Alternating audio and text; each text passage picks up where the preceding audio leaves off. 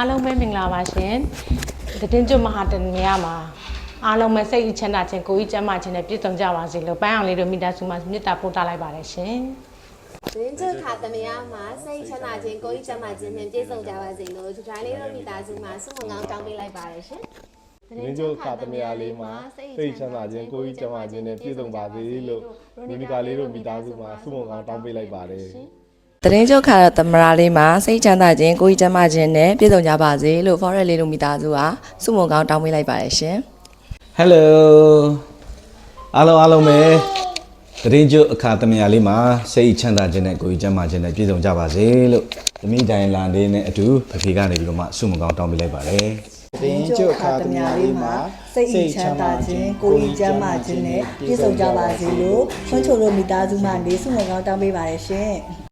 သတင်းကြိုခါတင်မရမှာစိတ်ချမ်းသာခြင်းကိုယ်ကြီးကျန်းမာခြင်းနဲ့ပြည့်စုံပါစေလို့တက်တက်တို့မိသားစုမှဆုမွန်ကောင်းတောင်းပေးပါရရှင်သတင်းကြိုခါတင်မရမှာစိတ်ချမ်းသာခြင်းကိုယ်ကြီးကျန်းမာခြင်းနဲ့ပြည့်စုံပါစေလို့ဝလာလေးတို့မိသားစုမှဆုတောင်းပေးလိုက်ပါတယ်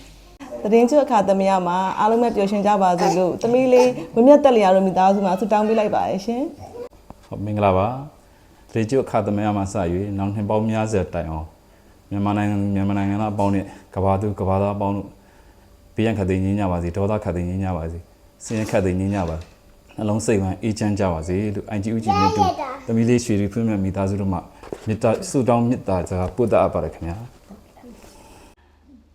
သတင်းကြိုခါသမယာလေးမှာကိုကြီးကျမ်းမာခြင်းစိတ်ချမ်းသာခြင်းဖြင့်ပြည့်စုံကြပါစေလို့တာတာလေးဇံကာသေးတို့မိသားစုမှဆုမွန်ကောင်းတောင်းပေးပါတယ်ရှင်သတင်းကြိုခါသမယာလေးမှာကိုကြီးကျန်းမာခြင်းစိတ်ချမ်းသာခြင်းနဲ့ပြည့်စုံပါစေကြောင်းသမီးလေးအမရန်မိသားစုမှာဆုမွန်ကောင်းတောင်းအပ်ပါတယ်အလုံးပဲသတင်းကြိုမှာပျော်ရွှင်ကြပါစေရေမျိုးလို့မိသားစုဆုတောင်းပေးပါရရှင်မင်္ဂလာပါအားလုံးပဲသတင်းကြိုခါတင်ညမှာစိတ်ချမ်းသာခြင်းကိုယ်ကြီးချမ်းသာခြင်းနဲ့အားလုံးပြည့်စုံကြပါစေလို့အာဝီလေးနဲ့မမေကဆုတောင်းပေးလိုက်ပါရရှင်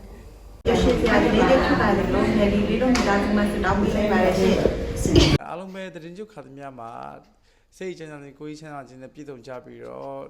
အားလုံးပဲပျော်ရွှင်ချမ်းမြေ့ကြပါစေလို့ပပောင်းတို့မိသားစုကနေဆုတောင်းပါတယ်ခင်ဗျာ